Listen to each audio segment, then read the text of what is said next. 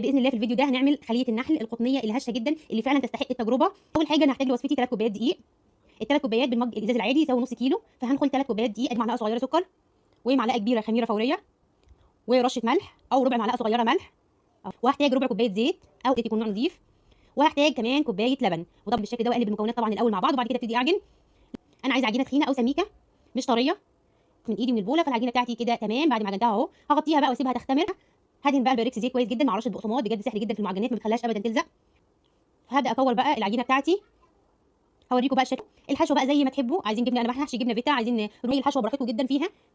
مش عايزاها تحشيها وعايزاها ساده برده تنفع جدا لو ولادك ما بيحبوش الحاجه محشيه. والصفار البيضه عليها معلقه صغيره لبن بتشيل الزفاره نهائي، ورشه فلفل اسود ورشه ملح لخليه النحل بتاعته، بيخلي السمسم وحبه البركه تلزق عليها بكل سهوله. هتستريح ربع ساعه تلت ساعه لغايه ما تختمر مره ثانيه، حجمها يتضاعف. وهنشوف. هسخن الفرن على اعلى درجه حراره او درجه حراره 200 على حسب الفرن بتاعك. هتاخد حوالي 20 دقيقه. اتابعها اول ما تاخد اللون التحفه اللي من فوق ده، اللون الجميل اللي من فوق ده، اخرجها على طول.